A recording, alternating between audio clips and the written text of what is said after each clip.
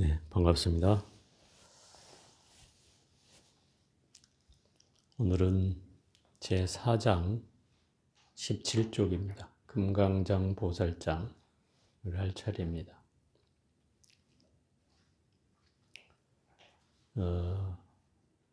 이 금강장 보살장을 하기 전에 우리 보안장 제3장 법화경을 대표하는 품은 보문품이죠. 또 화엄경을 대표하는 품은 보현의 문품이에요. 그리고 원각경을 대표하는 품은 바로 보안장입니다. 그래서 이 원각경에서 제일 중요한 품이 보안장인데, 이 보안장의 핵심은 사대와 오온, 그 사대를 내 몸뚱아리로 삼고 육근을 내 마음으로 삼는다는 것. 그것에 의해서 끊임없이 환을 일으킨다는 거죠. 그래서 그게 환이라는 사실을 각성하는 것. 그것이 이 보안보살장의 핵심이죠. 그 환을 깨달으면 바로 그 원각이 드러나고 그 원각에 의해서 모든 상황들이 청정해진다. 그 원각을 깨달으면 내 마음뿐만 아니라 내 육군, 육경, 육식, 또 4대 5온, 12처, 18개, 연기, 할 것 없이 모두 다 청정해지고, 그래서 유마경에서 했던 말처럼 내 마음이 청정해지면 국토가 청정해진다는 말이 바로 이런 근거로 나오는 것이다, 이 말이죠. 그래서 그 보안장에서는 내가 청정해짐에 따라서 모든 데 걸림이 없어지고, 또 모든 데 걸림이 없어지다 보니 사물과 사물의 관계도 걸림이 없고, 사람과 사람의 관계도 걸림이 없고, 사람과 물건의 관계도 걸림이 없다. 이것을 사사무예법계라고 한다. 그 걸림이 없다는 말은 거기에 마음이 걸리지 않는다, 이런 뜻이죠. 그래서 제가 비유를 들깃을 불빛의 비유를 들었고 바다의 비유를 들었고, 급기야는 또 그 축구선수 얘기를 제가 하게 된 거죠. 그게 사사무예 법계라는 거예요. 지금은 이 탄허 스님 말씀으로 치면은 그 화엄경의 이 사사무예 법계가 이 현실에서 재현될 것이다라고 예언을 했다는 거죠. 실제로 이루어지고 있는 거예요. 제가 여러분에 말씀드린 것처럼 국가대표를 위해서 뛰고 있는 우리나라 선수들이 내 휴대폰 안에, 그죠? 내 TV 안에 등장하잖아요. 그 사람이 여기에 TV로 들어온 것이 아니라 그 사람은 자기 경기장에서, 외국의 경기장에서 경기를 하고 있을 뿐인데 그게 중계가 돼서 내 화면 안에 들어온다, 이 말이죠. 이게 사사무예법계라는 거예요. 걸림이 없어요. 어떤 크기라도 다 들어와요. 히말라야 산이 들어오지 않겠어요? TV 여러분 손바닥 휴대폰에 들어와요, 안 들어와요? 히말라야 산 볼 수 있죠. 다 들어온단 말이에요. 이런 걸 이제 사사무예법계라고 해요. 근데 우리가 이렇게 얘기하면 못 알아먹잖아. 예를 들어서 한강의 물을 한 모금에 마시면 알려주리라, 이렇게 얘기했을 때 대체 저것은 뭔 소리 하지? 어떻게 한 모금에 마실 수 있지? 네? 또 수미산을 내 콧구멍 안에 넣으리라. 그럼 콧구멍 안에 이걸 어떻게 넣지? 이런 생각을 하지만 실상 이 사사무예법계는 그것에 대해서 걸림이 없는 것이다. 충분히 할 수 있다. 마치 수미산 자락을 내 휴대폰 안에 보듯이 그 현상의 경계를 내 콧구멍 안에 넣을 수가 있다, 이 말인 거예요. 이게 이제 사사무예법계라고 하는 거예요. 여기까지 이제 보안장에서 설명한 대목이고, 자, 금강장은, 이 금강장이라고 하는 말은 금강경에서 나오는 금강과 같은 말이죠. 그래서 이 금강장 보살은 금강경에는 나오진 않지만 아마 금강경과 관련되어 있는 보살이 아닌가 이제 생각은 합니다. 이 금강이라는 말은 능히 끊어낸다는 뜻도 있고 굳세어서 영원불멸하다는 뜻도 있어요. 그것이 간직되어 있는 보살님이라는 거예요. 그래서 금강장 보살이라고 불리고, 이 보살님은 이제 여기서부터는 역할이 하나씩 드러나는데 5가지 번뇌를 전환시키는 주제가 이제 등장한다. 5가지 번뇌란 5개라고 일컬어지고요. 5개, 덮을 깨자예요. 5가지로 덮여서 지혜의 눈을 보지 못하게 하는 그 5가지 번뇌가 있다. 그게 첫 번째로 얘기하는 게 탐애고, 두 번째가 진애고, 세 번째가 우치고, 그 다음에 도거. 도거는 마음이 들뜨게 하는 걸 말한다. 또 5번째는 의심이다. 탐진치, 도거, 의심. 이 5가지가 바로 5개라고 대표되는 5가지의 내 지혜의 번뇌를, 아니 지혜의 광명을 가리워서 덮어버리는 존재가 바로 이 5가지다. 그 중에 이 금강장 보살이 물었던 질문은 바로 5가지 중에 의심에 해당한다. 의심을 일으켜요. 3가지 의혹이라고 해서 삼혹이라고도 하는데 3가지 의혹을 부처님께 질문한다 이 말이에요. 그 질문을 통해서 부처님이 아주 친절하게도 그 질문을, 말 같지 않은 질문까지도 대답을 해주신다. 자, 한번 보겠습니다. 이때 금강장보살이 대중 속에 있다가 자리에서 일어나서 부처님 발에 정리하고 오른쪽으로 3번 들고 무릎을 꿇어 앉아 합장하며 부처님께 여쭈었다. 대비하신 세존이여, 일체보살이 대중 위에 열애의 원각인 청정한 대다라니 인지의 법다운 행을 점차로 닦아 익혀야 할 방편을 널리 설하시어 모든 중생의 어리석음을 깨우쳐 주니, 이 회상에 모인 법회 대중은 부처님의 자비로운 가르침을 받아 가려진 환 밝아져서 지혜의 눈 청정해졌나이다. 지금 이제 3장의 내용을 찬탄하는 거예요. 부처님께. 그러니까 부처님께서 말씀하신 청정한 대다라니문이 그 원각이죠. 원각. 원각이 바로 청정한 대다라니문이에요. 부처님의 가르침, 그 진리 그 자체. 또 인지의 법다운 행은 부처님께서 깨달음을 얻기 위해서 전생부터 행해졌던 수행, 그게 인지법행이죠. 그것을 점차로 닦아 익혀야 할 방편을 이 3장에서 널리 설해 주셔서 모든 중생이 어리석음을 깨우쳐 주니 이 회상에 모인 대중은 부처님의 자비로운 가르침을 잘 받들어서 가려진 환을 밝아져서, 가려진 환이라는 건 환에 가려져서, 그죠? 그 가려졌던 환이 이제 열린다 이 말이에요. 왜 열려요? 지혜의 눈이 열린다. 그 가르침을 듣고 보니 이 환에 가려졌다는 사실을 알게 되어서 그 안목으로 열리게 된다 이 말이에요. 그게 밝아져서 지혜의 눈이 청정해졌나이다. 세존이여, 만일 모든 중생 본래 부처라면, 분명히 본래 부처라고 했죠. 본래 부처라면 무엇 때문에 다시 일체 무명이 있습니까? 무명은 뭐예요? 어리석은 걸 말하죠. 본래 부처인데 왜 어리석냐 이 말인 거예요. 우리가 본래 부처인데 중생이니까 어리석잖아요. 근데 왜 어리석냐는 거예요. 그게 첫 번째 질문이에요. 또 두 번째, 모든 무명이 본래 중생에게 있다면, 우리의 무명이 본래 중생에게 있죠? 있다면 여래께서는 다시 왜 본래 부처를 또 말하냐 이 말이야. 무명이 있다고 하면 본래 부처하고 무슨 관계가 있느냐 이 말이죠. 그게 두 번째 질문이고, 세 번째는 시방의 다른 모든 중생들이 본래 불도를 이루고 난 뒤에 무명을 일으킨다면, 불도를 이루어서 깨달음을 이룬 뒤에 무명을 일으킨다면 일체 여래께서는 왜 다시 일체 번뇌가 생기는 거냐.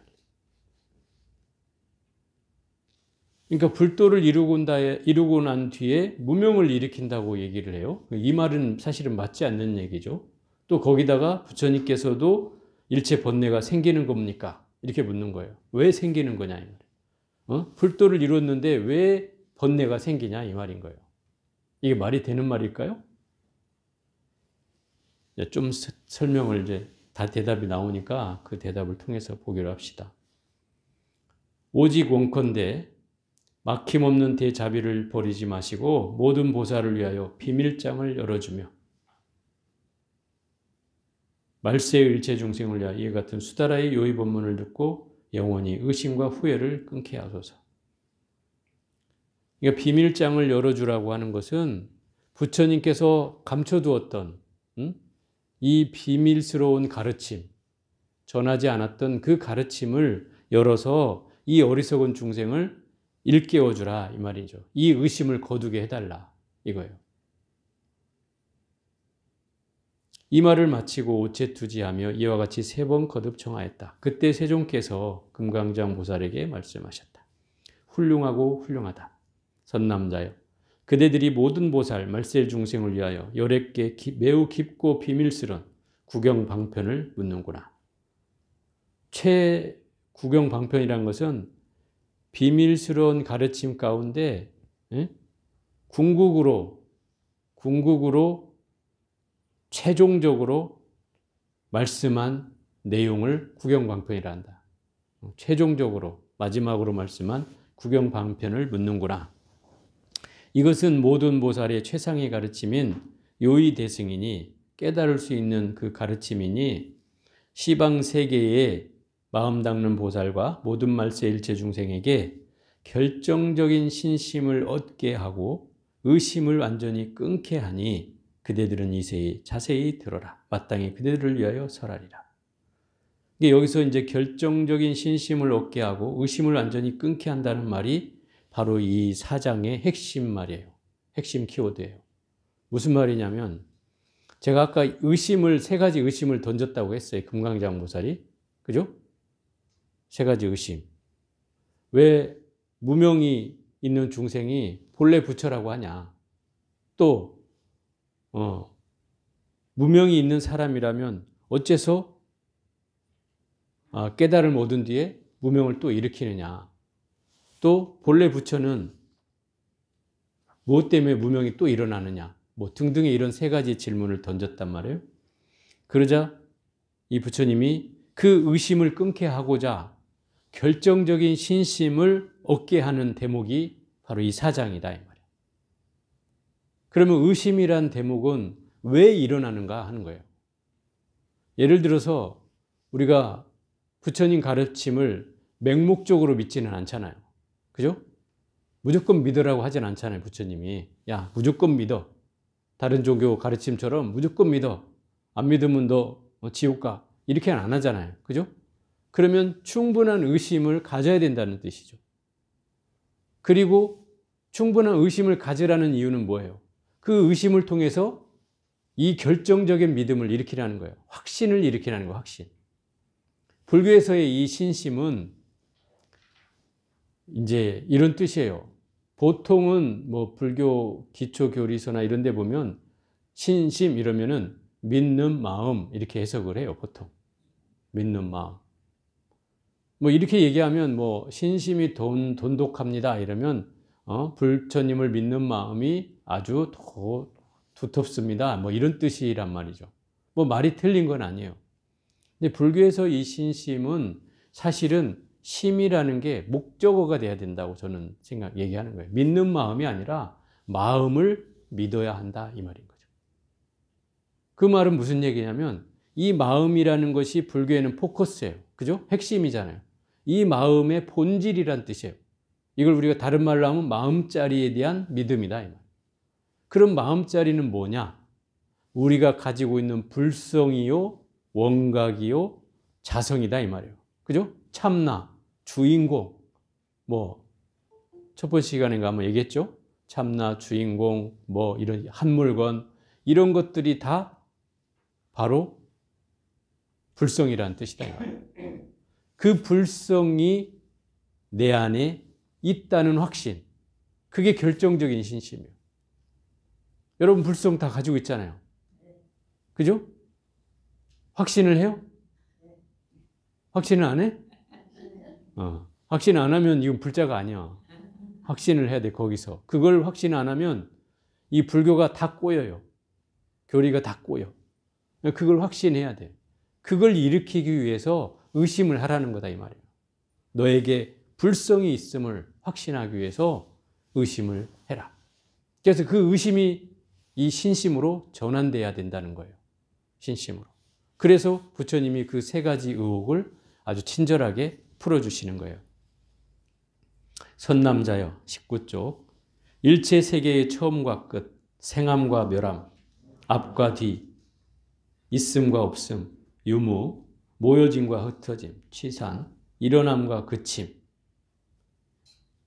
생각 서로 이어져 순환하고 왕복하니 온갖 취하고 버리는 것이 모두 윤회니라. 세속의 세계, 이 속진의 세계, 이 사바 세계는 항상 두 가지로 이루어진 세계예요. 태어나거나 사라지거나, 그죠? 시작이 있거나 끝이 있거나, 또 모여지거나 흩어지거나, 또는 있거나 없거나, 그죠? 그런 세계가 바로 이 사바 세계예요. 일체 세계는 이런 걸로 이루어져 있어요. 시간적으로도 끝이 있고 시작이 있고, 그죠? 공간적으로도 앞이 있으면 뒤가 있고, 그죠? 모이면 흩어지고, 생하면 멸하고, 이 공간적으로도 그렇다 이 말이에요. 그죠? 우리는 분명히 태어난 자리가 있고 죽을 자리가 있죠. 이미 시작과 끝이 있다는 말이다 이 말이에요. 이런 경계가 세속에서 벌어지는 일이에요. 그러면 이런 경계를 갖는다는 건 끊임없이 우리는 이 생멸을 거듭하는 존재이니 결국 윤회를 끊임없이 하고 있다는 뜻이죠. 이 상대적 세계는 바로 윤회의 세계를 말한다 이 말이에요. 끊임없이 윤회해야 한다 이 말이에요. 상대적인 세계는. 원각은 상대적인 세계요 아니에요? 네? 원각은 상대적인 세계가 아니죠. 원각은 이 허공과 같다 그랬어요. 허공이 없어질까요? 허공은 영원 불멸한 거예요. 이 지구가 존재하는 한. 그죠? 또 원각은 사람이 존재하는 한 영원 불멸하게 있는 거예요. 원각은 본질이에요. 그러니까 원각은 이 상대적인 세계를 벗어난 불의 세계다 이 말이에요. 원각을 불이라고 얘기한다. 둘이 아닌 거. 둘이 아닌 거. 왜 둘이 아니라고 해요? 이미 상대적 세계를 넘어섰다는 말이죠, 이게. 생멸을 넘어서 불생불멸이고 유무를 넘어서 불무다 이 말이에요. 있는 것도 아니고 없는 것도 아니다. 그 경계도 넘어섰다 이 말이에요. 또 오고 가는 바도 없어요. 불거불래요. 그죠? 하나도 아니고 다른 것도 아니에요. 결국 이것이 원각의 세계예요. 우리 사는 사바 세계는 두 개의 세계가 있어요. 두 가지 경계가 있어요. 항상. 좋고 싫은 경계가 있고, 그죠? 옳고 그름의 경계가 있고, 그죠? 얻으면 잃은 게 있고, 그죠? 생겨나면 멸하는 게 있고, 시작이 있으면 끝이 있고, 늘 이런 경계가 사바 세계잖아요. 우리가 사는 중생의 세계예요. 이게 일체 세계가 다 이렇다는 거예요. 이런 세계는 윤회가 거듭되는 세계다 이 말이에요. 이게 사바 세계의 속성이에요. 그런데 우리가 원하는 것은, 우리가 찾아하려고 하는 것은 바로 그 원각의 세계다 이 말이에요. 두 개로 이루어진 상대적 세계가 아니라 그것을 넘어선 세계, 둘이 없는 세계, 둘이 아닌 세계를 우리는 불의의 세계라 하고 그게 바로 원각의 세계다 이 말이에요. 그것을 우리는 쫓아가는 말이다. 그러니 우리가 벌려지고 있는 이 세상에 우리가 그걸 좋아하고 싫어하든 뭐 얻고자 하든 잃고자 하든 그런 경계는 다 뭐가 있어요? 상대적 세계이니 이건 윤회를 하는 세계다 이 말이죠. 윤회를 벗어나지 못한 채 원각을 분별하면 이런 사바 세계의 생각을 가지고서 원각을 깨달음을 알려고 한다면 그 원각의 본성마저 잃게 된다 이 말이에요. 그래서 같이 윤회를 본성마저 하게 된다. 그래서 윤회를 멸하고자 하면 그것이 잘못됐다 이 말이죠. 그럴 수가 없느니라. 그리고 원각을 윤회를 가지고 분별해서는 안 된다는 거죠. 그게 뭐예요? 상대적인 두 개의 세계로 원각을 분별하면 안 된다는 거예요. 왜? 원각은 이미 두 개의 세계를 벗어났기 때문에, 둘이 아닌 세계이기 때문에, 불의의 세계이기 때문에 원각은 이 사바세계에서 얘기하면 안 된다. 사바세계 논리로, 사바세의 생각으로, 속진의 생각으로 얘기하면 안 된다. 비유하면 이제 비유가 있어요. 더 쉽게 이해할 수 있도록 비유를 들어놨어요. 눈동자가 요동을 치면, 눈동자가 요동친다는 건 뭐예요? 눈이 막 깜빡깜빡 하면은, 응? 그러고서 우리가 잔잔한 물을 앞에 바다를 바라본다고 해요. 잔잔한 바다가 있어요. 거기에 눈을 막 깜짝깜짝 하면서 눈을, 응? 그러고서 이 바다를 바라보면 바다가 어떻게 될까요? 바다가 막 움직인단 말이에요. 내 눈이 막 깜빡깜빡 하는 거에 따라서 가만히 있던 바다가 막 움직이는 것처럼 보인다, 이 말이에요. 이게 뭐예요? 실제 그런 건 아니지만 눈이 움직이는 거에 따라서 착각이 돼서 보여진다, 이 말이에요. 잔잔한 바다가. 또 하나 비유는 뭐냐면, 우리 그 눈이 딱 고정되어 있는데, 응? 불이 돌아감에 따라서 같이 눈이 돌아가. 응? 그러면 어떻게 돼요? 눈이 움직인다, 이 말이죠. 그죠? 예를 들어서 여러분이 쉽게 이해하려면, 우리 어렸을 때는 많이 한 것 같은데, 보사님도 했나 모르겠어요. 깡통에다가 나무에 불을 붙여가지고 구멍을 뽕뽕뽕 뚫어서, 길게 매가지고 막 뺑뺑 돌리잖아요. 그거 해봤어요? 불놀이 하는 거 있잖아. 뭐 정월달에 막 쥐불놀이 할 때 하듯이. 이렇게 막 돌리면, 우리도 해봤나? 세대가 틀리네. 이렇게 돌리는 속에서 내가 돌릴 때는 안 보여. 그죠? 안 보여. 그런데 옆에서 보고 있으면 그 불이 동그란 원을 그린다, 이 말이에요. 그죠? 실제로 불이 동그란 것이 아닌데 동그랗게 보인다, 이 말이에요. 왜? 눈을 따라가서 돌다 보면 그 불이 동그란 불로 보인다, 이 말이에요. 불은 하나씩 하나씩 뿐이죠. 그죠? 근데 그게 돌면서 빨라질수록 불이 타원형을 그리면서 돈다, 이 말이죠. 그러면 눈이 그걸 따라가다 보면 어떻게 돼? 계속 따라서 움직인다는 거죠. 그죠? 그 얘기를 하고 있는 거예요. 또 세 번째는 구름이 빨리 흘러가면 달이 가는 것처럼 보인다.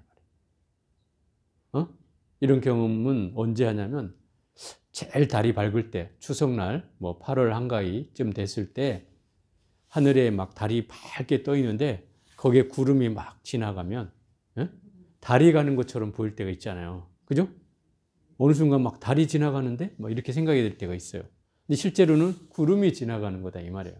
그래서 착각을 하게 된다는 거죠. 이런 경계를 얘기하는 거예요. 또 하나는, 또 예를 들었어요.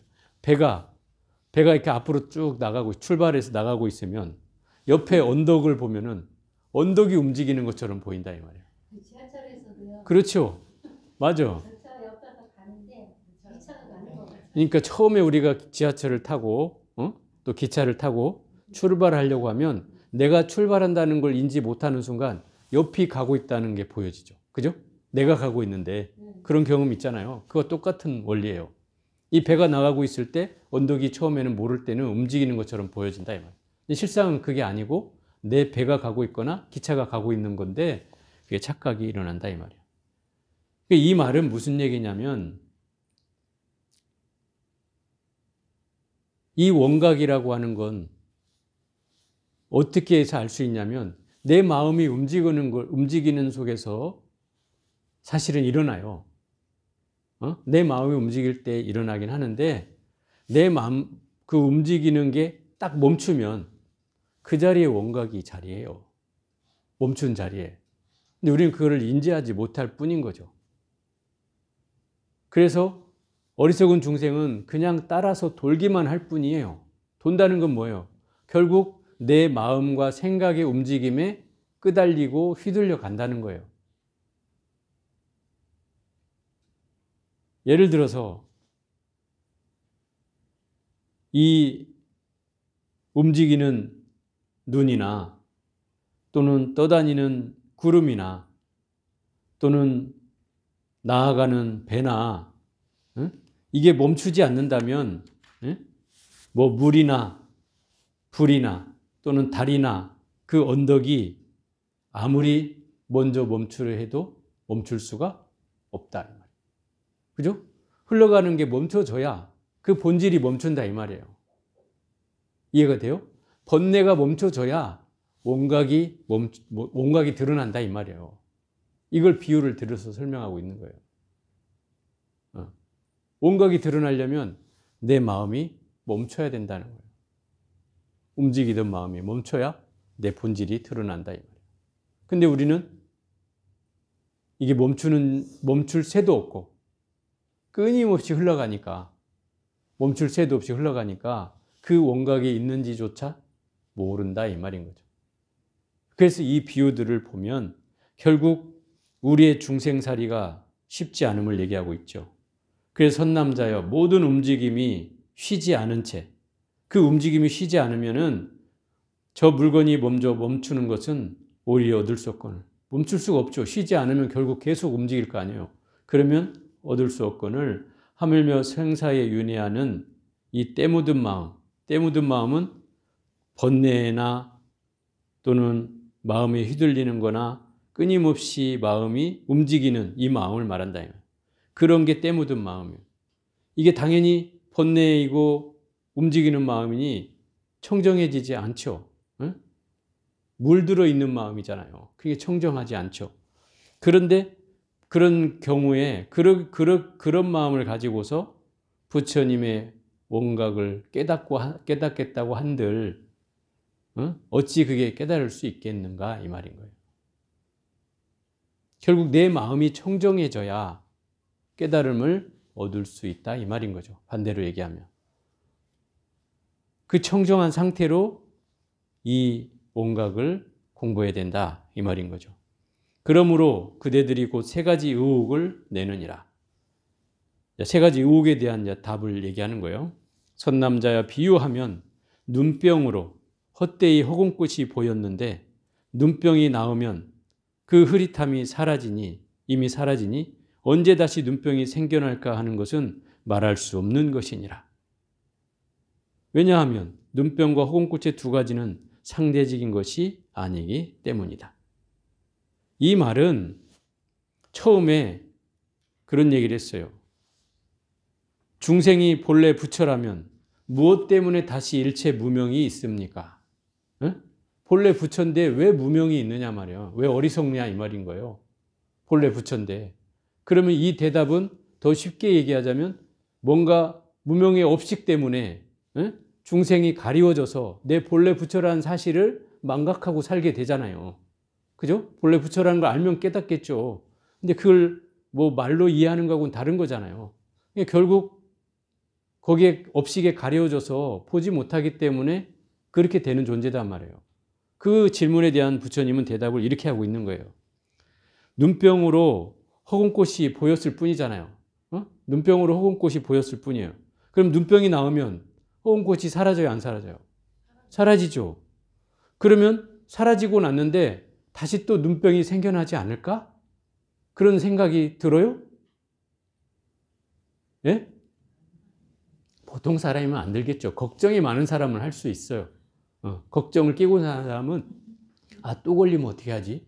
또 이런 생각을 할 수는 있어요. 그렇지만 보통 사람이라면 그런 생각은 않겠죠. 그러면 이게 기우잖아요, 결국. 이런 생각을 하는 자체가. 이게 본래 부처라면 굳이 무명이 일어난다는 것을 의심할 필요가 없다 이 말이에요. 본래 부처인데 내가 아직 중생이어서 당연히 그 무명이 가지고 있을 뿐이지 내가 본래 부처를 깨달으면 무명은 사라지는 거죠. 광명이 일어나니 사라지는 거죠. 근데 그걸 의심할 필요는 없다 이 말이에요. 왜냐하면 눈병과 허공꽃의 두 가지는 상대적인 것이 아니기 때문이다. 이 얘기는 무슨 얘기냐면 눈병과 허공꽃은 그냥 현상일 뿐이라는 거예요. 현상. 예를 들어서 바다에 파도가 어떤 사람은 그렇게 얘기를 해요. 파도가 쳐야 바다지. 늘 파도 치는 것만 보아온 사람은 바다는 파도가 쳐야 바다라고 인식을 해. 그렇겠죠. 늘 파도가 치지 않으면 바다라고 여겨본 적이 없는 사람은 파도가 쳐야만이 바다예요. 그런데 실상은 파도가 사라진다고 해서 바다가 사라져요? 아니잖아요. 그죠? 그냥 파도는 파도일 뿐이에요. 현상일 뿐이에요. 그건 바다의 본질이 아니죠. 잠시 일으켜지는 우리 망상과 같은 거예요. 망상이 없어졌다고 해서 내가 사라져요? 아니죠. 나는 본래 존재하잖아요. 나는 본래 존재해요. 또 깨달음도 마찬가지예요. 번뇌가 있다고 해서 원각이 사라져요? 아니죠. 원각은 원각대로 있어요. 다만 내가 번뇌를 가질 때 원각이 보이지 않을 뿐인 거고, 그 번뇌가 사라지면 원각은 드러나게 돼 있다 이 말이에요. 그러니 우리가 이 상대적인 것에 걸려서 뭐 눈병이나 허공꽃 때문에 내 본질을 보지 못하는 건 어리석은 일이다 이 말이에요. 그 질문이 그렇다 이 말이에요. 허공꽃이 허공에서 사라질 때 허공이 언제 다시 꽃을 피울까 하는 것도 옳지 않겠죠. 이미 사라졌는데 허공꽃이 언제 또 다시 피지? 이렇게 생각하는 건 어리석음이다 이 말이에요. 왜냐하면 허공에는 본래 꽃이 없으며 피어나고 사라지지 않기 때문이다. 그러니까 허공꽃은 눈병이 났을 때만 일으키는 현상이에요. 그죠? 눈병이 나오면 허공꽃은 사라져요. 그럼 허공만이 존재하는 거예요. 원래 허공에는 허공꽃이 없죠. 본래는 없어요. 내 눈에 보여졌을 뿐인 거지. 눈병이 났을 때만. 실제 허공에는 허공꽃이 없어요. 그 본질이 그렇다 이 말이에요. 그러니 상대적인 세계가 뭐 허공꽃이 있다 없다 그게 피어난다 사라진다는 세계를 허공은 이미 벗어나 있다 이 말이에요. 예를 들어 생사열반이라는 것도 상대적 세계예요. 왜? 생사와 열반이라는 상대가 있기 때문에 상대적 세계다 이 말이에요. 두 가지의 세계. 번뇌적 보리다. 그럼 번뇌와 보리의 상대적 세계고, 그죠? 생사와 열반이다. 그럼 생사와 열반이 상대적 세계다 이 말이에요. 그럼 이 허공이나 원각은 상대적 세계예요, 아니에요?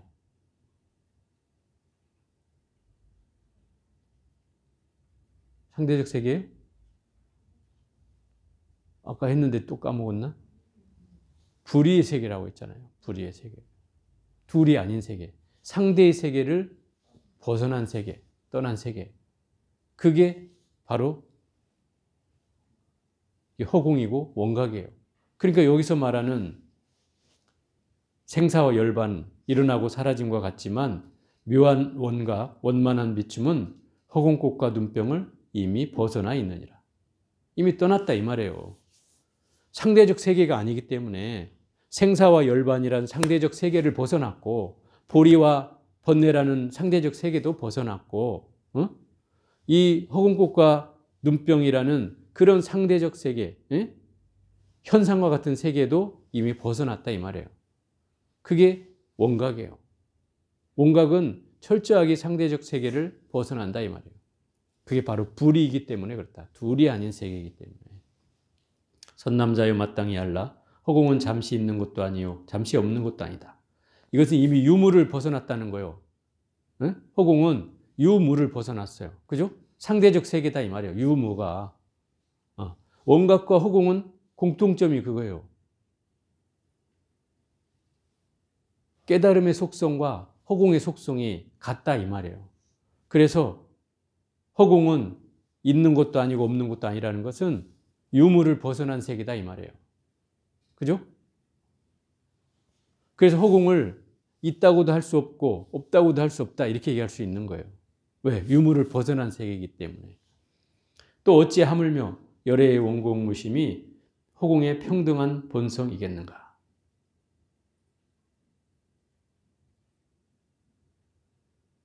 이게 허공과 사실 열애의 원각이 다름이 없다. 둘의 속성이 같다. 더할 나위 없이 같다. 이걸 이제 설명하는 부분이에요. 허공의 속성과 원각의 속성이 닮아 있어요. 원각의 속성은 정멸이고 고요하고 그 다음에 맑고 청정하고 밝고 광명 있고 이 세 가지의 특성이 있다 그랬어요. 원각은. 그죠? 그럼 허공도 또한 이 세 가지 특성을 갖는다 이 말이에요. 정멸한 건 이해가 되죠. 허공이 고요하다. 또 허공이 맑다. 청정하다. 이해가 되죠. 허공이 밝다. 이건 이해가 안 되나? 허공이 밝아요, 안 밝아요? 안 밝아요? 밝아요? 왜 밝아요? 허공이 왜 밝아요? 햇빛이 비춰야 밝을 거 아니에요. 비춰서 밝은 거죠. 비추어서. 원각이 비춰서 밝듯이 허공도 비춰서 밝아지는 거예요. 그러니까 결국은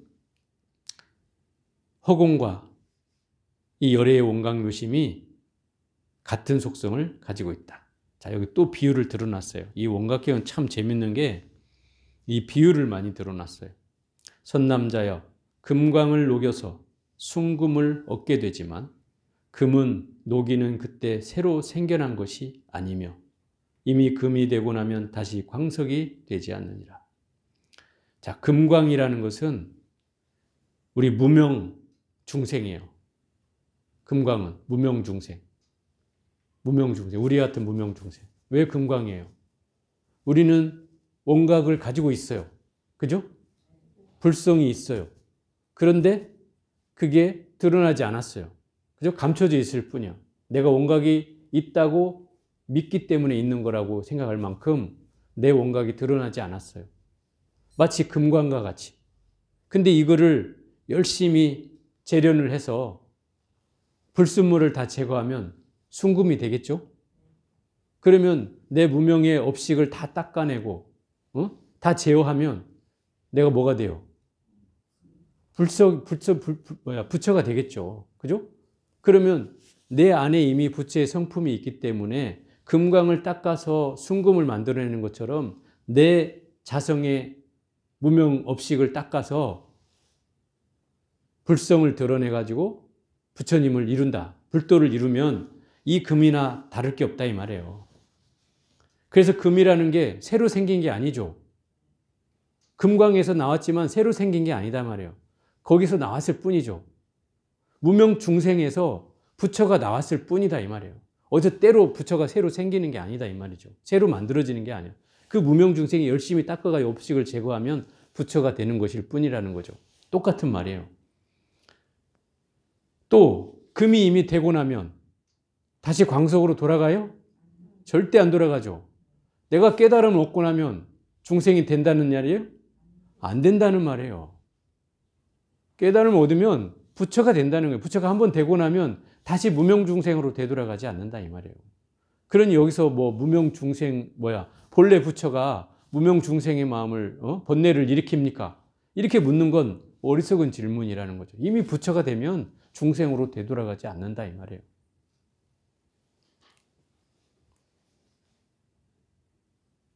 무궁한 시간이 흘러도 금의 본성은 무너지지 않으며 본래 금이 이루어져 있는 것이 아니라고 말하지 못하나니 열애의 원각 또한 이와 같으니라. 금은 100년이 지나도 금이고 1000년이 지나도 금이에요. 그죠? 변하지 않잖아요. 그래서 자고로 최근까지 금이 재테크의 아주 환상적인 거잖아요. 그죠? 옛날부터 금이 제가 어린 시절만 어린 시절이 아니구나. 젊은 시절만 기억해봐도 제가 5만 원이었을 때가 기억이 나요. 뭐 한 돈에 5만 원, 뭐 누구 돌이래 하면서 5만 원 주면 되겠지. 뭐 이런 때에 얼마 전까지 그랬던 것 같은데 지금 뭐 한 30만 원인가 한다며요. 넘어요?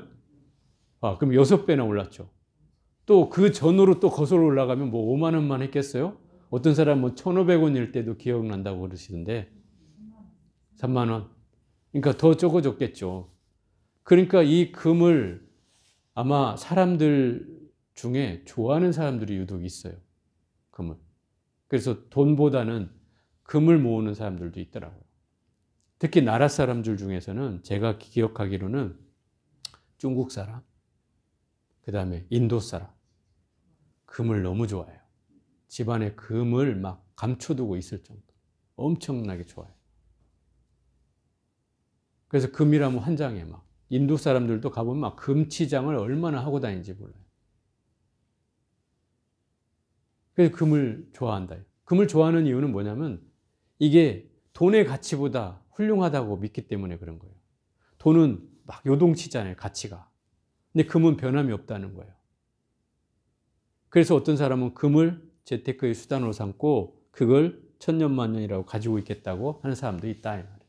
그것이 결국 이 금의 속성이 변하지 않고 영원불멸하기 때문에 그렇다 이 말이에요. 마찬가지로 우리가 깨달음이라는 존재도 내가 깨달음을 얻으면 무너지지 않고 없어지지 않고 영원불멸한 것이 된다 이 말이에요. 이게 윤회를 사슬을 끊는 핵심이라는 거죠. 본래 그 자체가 된다 이 말이에요. 선남자여 일체열의 묘한 원각심에는 본래 보리열반이 없으며, 보리열반이라는 건 아까 말한 대로 상대적 세계를 말하는 거예요. 번뇌 즉 보리, 그죠? 번뇌와 보리라는 상대적 세계, 또 생사와 열반이라는 상대적 세계가 없죠. 왜? 원각심은 불이이기 때문에, 둘이 아닌 세계이기 때문에. 또 성불함과 성불하지 못함도 상대적 세계죠. 성불과 비성불, 이게 다 상대적 세계예요. 이것도 둘이 아닌 세계하고는 다르죠. 그래서 여기에도 없고, 허망한 윤회나 윤회가 아닌 것, 윤회를 하거나 윤회하지 않는 것, 이것도 상대적 세계죠. 이것도 없죠.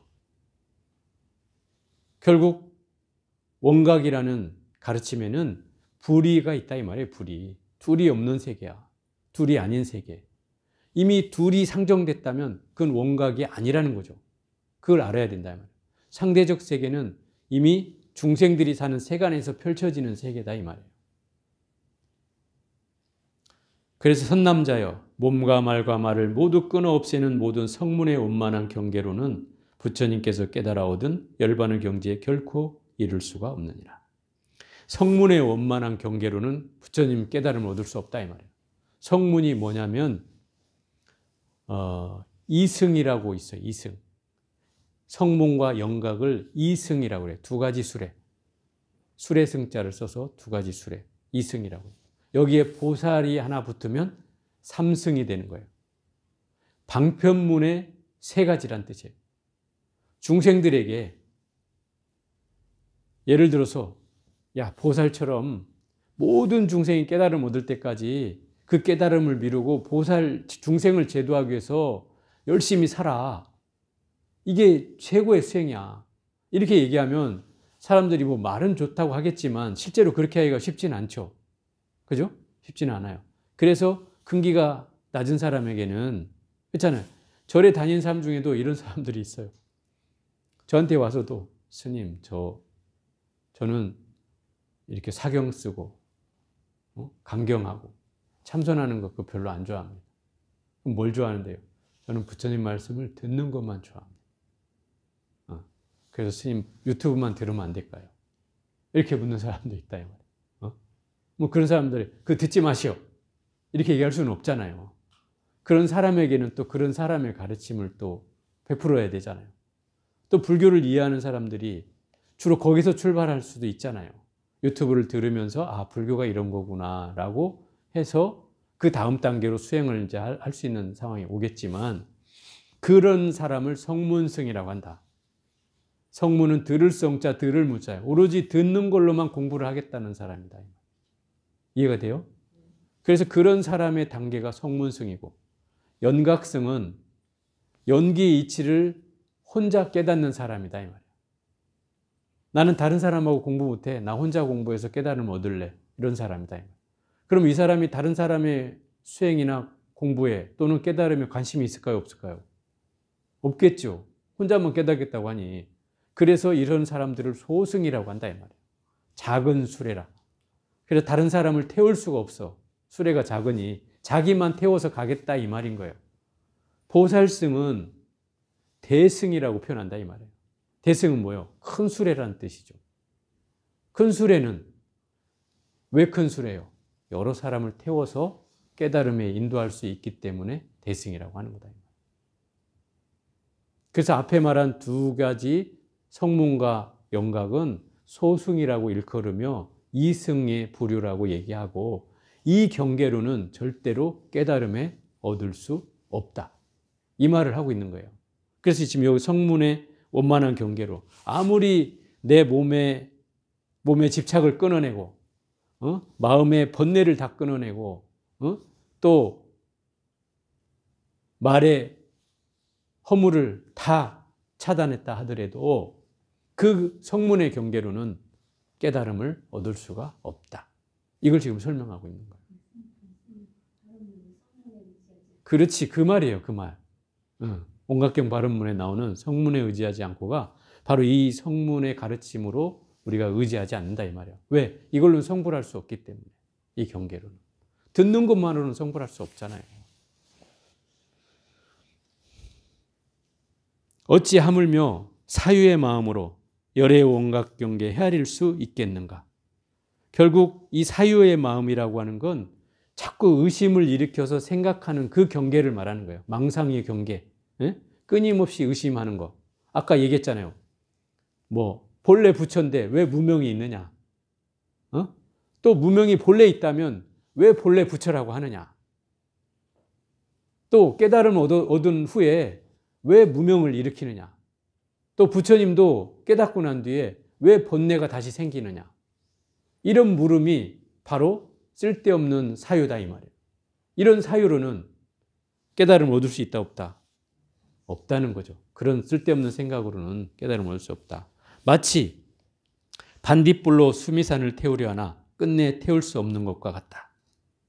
수미산은 불교에서 말하는 제일 상징적인 큰 산이에요. 마치 지구만큼 큰 산이다 이 말이에요. 그런 산을 이 반딧불 하나로 태울 수 있겠냐 이 말이에요. 못 태우겠죠. 이 반딧불이 뭐냐? 바로 이 성문의 가르침이다 이 말이에요. 그 성문의 가르침은 절대 부처가 될 수 없다 이 말인 거예요. 그럼 큰 불이 되어야 되는데 그 큰 불은 바로 보살이어야 된다 이 말이에요. 보살의 가르침으로 해야만이 이 깨달음의 경계를 나아갈 수 있다. 그 얘기죠. 또 쓸데없는 망상이나 생각의 경계가 바로 그 성문의 경계이기도 하지만 또 그게 반딧불의 경계밖에 되지 않는다는 거예요. 그래서 생각으로는 결코 부처가 될 수 없다 이 말인 거죠. 또 윤회하는 마음으로 윤회의 견해를 내어서 열의 큰 정멸바다에 들어가려 하면 끝내 이르지 못하리라. 그 윤회하는 마음이 뭐겠어요? 끊임없이 두 가지 경계를 분별하는 마음이죠.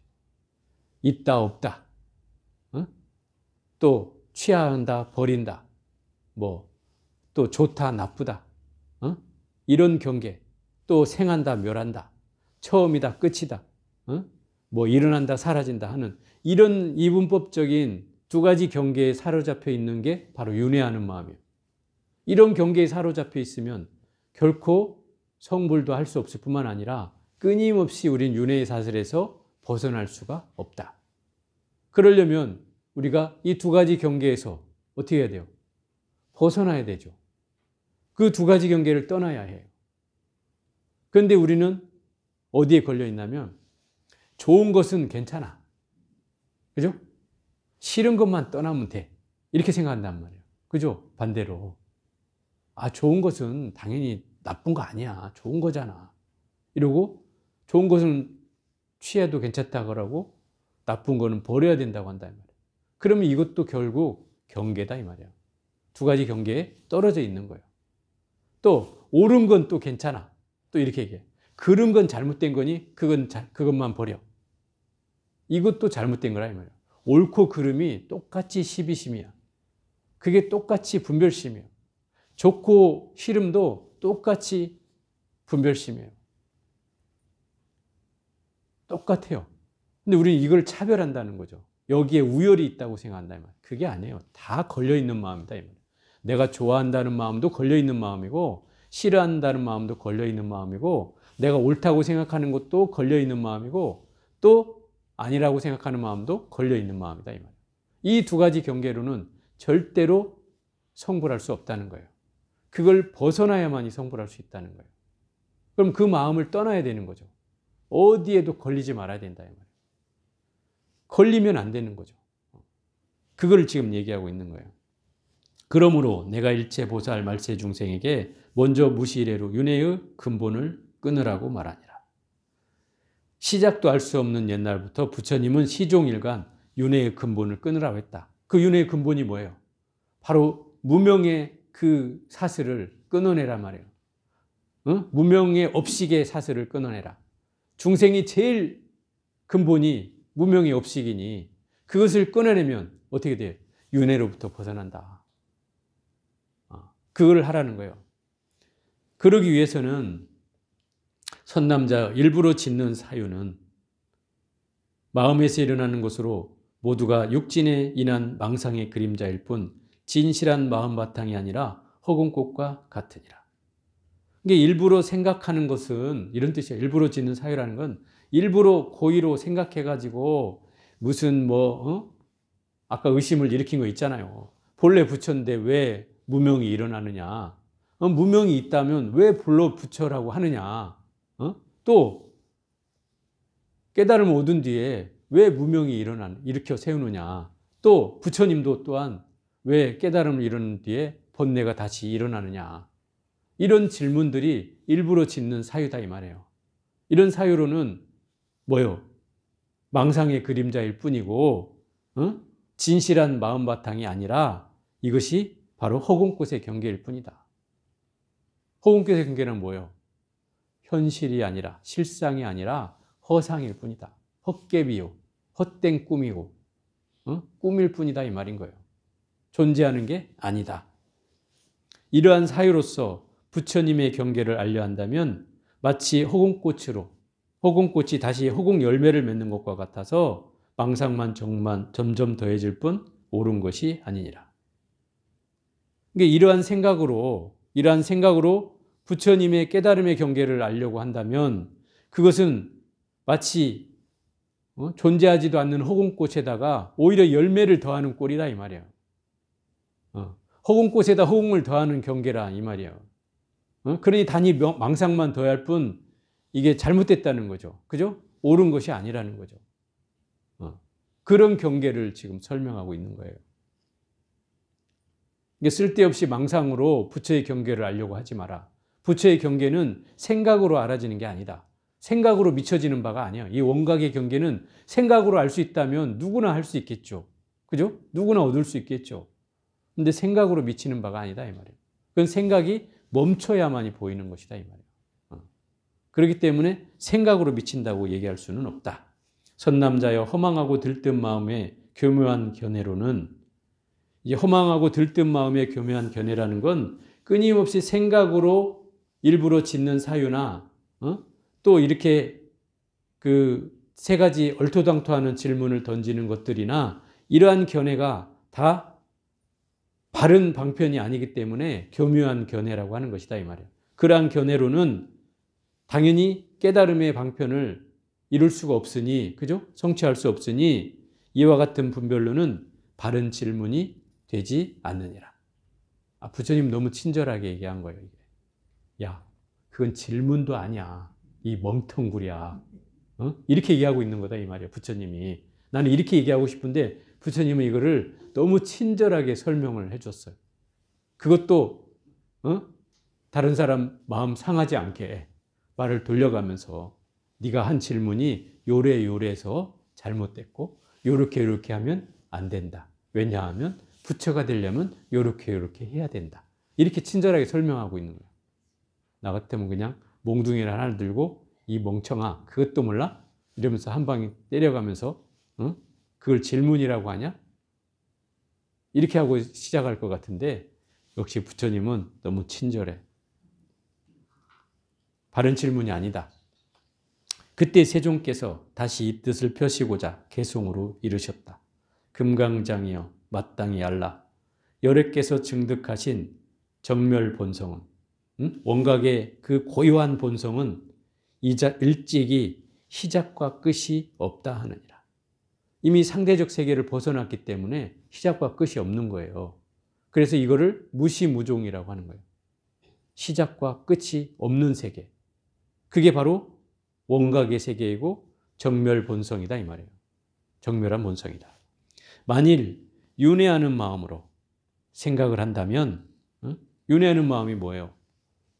결국 뭐 일어난다 사라진다 처음이다 끝이다 있다 없다 뭐 옳다 그르다 좋다 싫다 하는 이 상대적 세계 두 가지로 분별하는 이 세계로 사유하는 걸 말해.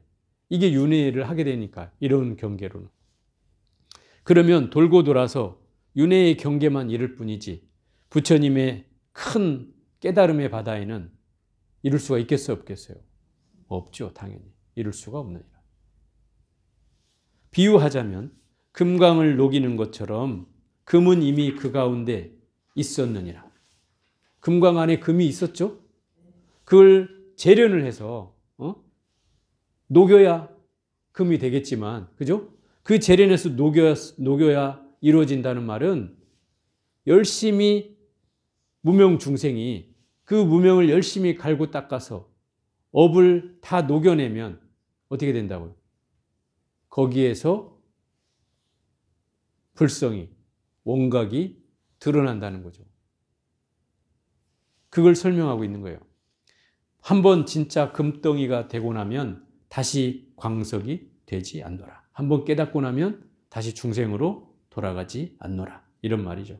생사와 열반, 이 상대적 세계, 또 범부와 재불, 이 두 가지 상대적 세계 다 허공꽃의 상과 같다. 이건 바로 현상계의 세계다 이 말이에요. 현상계의 세계니까 그 파도와 같은 일어났다 사라지는 그런 세계다 이 말이에요. 그래서 허공꽃의 상과 같고, 그 사유를 통해서 깨달음을 분별하는 것도 다 헛개비다 이 말이에요. 헛개비, 실제 존재하지 않는 꿈에 불과한 헛개비이며 어찌 하물며 허망함을 탓하겠는가. 그 범부의 분별, 범부가 끊임없이 생멸이 있다, 있고 없고에 걸려있는 세계, 또 좋고 싫고 또 뭡니까? 옳고 그르고 하는 이런 세계에 걸려있는 세계가 바로 중생의 세계이고, 그게 사유의 세계이고, 헛것의 세계이고, 윤회의 세계예요. 그게 허망함의 세계이고, 이 세계를 중생들은 알아야 된다 이 말이에요. 그 세계를 알아야만이 그걸 벗어날 수가 있잖아요. 그래서 이 사실을 환히 안다면, 만약 이러한 마음을 환히 안다면 그런 후에야 뭐를 얻는다? 묘한 원각을 얻게 되리라. 이 말인 거예요. 그래서 이 장은, 이 금강장은 세 가지 의심을 거두어서 결정적 신심을 일으키는 장이다 이 말이에요. 왜 신심을 일으켜야 돼요? 5가지의 지혜 광명을 방해하는, 장애하는 그런 번뇌를 사라지게 해야, 그래야 우리가 지혜 광명을 얻을 수 있잖아요. 그 첫 번째 번뇌가 바로 의심이라는 거예요. 그 의심의 경계를 거둬야 한다. 그래서 의심을 일으키지 말라는 말이 아니라 그 의심을 통해서 신심으로 전환하라는 거예요. 전환. 의심을 끊어내고 신심을 얻으라는 얘기가 아니고 그 의심을 통해서 신심으로 전환하라 이 말인 거예요. 이 대승불교의 핵심은 그걸 꺼내서 없애는 게 아니에요. 그 자체를, 의심을 신심으로 전환하는 거예요. 그래서 5개의 아까 제가 번뇌가 탐해, 진해, 우치, 도거, 의심, 이거 5가지라고 했어요. 탐해는 제5장에 등장해. 미륵장에서. 탐해는 자비의 화신인 미륵보살님이 설명한다 이 말이에요. 탐해는 자비로 바꿔라. 자비로 전환하라. 이렇게 얘기해요. 또 진해는 7장에 등장해. 위덕자재 보살님이 등장해서, 위덕자재는 위엄과 덕을 갖추신 분이라 위덕자재 보살님이에요. 이렇게 얘기를 해요. 진해를 내려거든 위엄으로 전환하라. 너 화를 내면 싸구려 중생밖에 안 되지만 내가 침묵으로 대하면 나는 비싼 사람이 된다. 이렇게 얘기하고 있는 거예요. 무슨 말인지 알아요?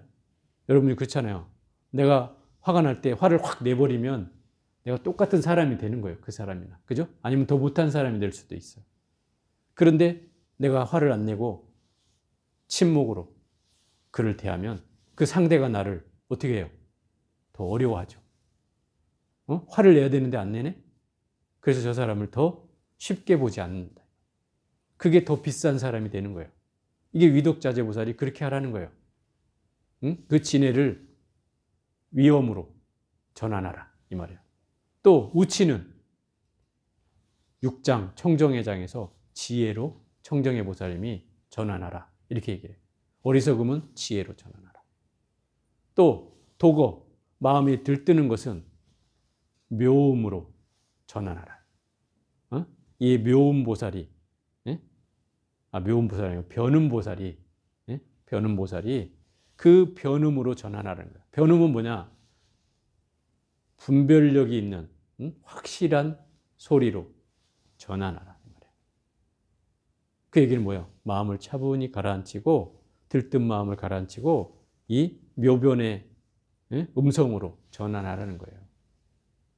결국 이 5개가 4, 5, 6, 7, 8 장까지가 바로 이 5개 번뇌를 다스리는 장이다 이 말이에요. 그죠? 5개 번뇌를 다스리는 장이에요. 순서만 좀 바뀌었을 뿐이지 5개 번뇌를 다스린 장이 4, 5, 6, 7, 8 장까지다 이 말이에요. 그걸 설명하고 있는 거예요. 오늘은 여기까지 해보겠습니다.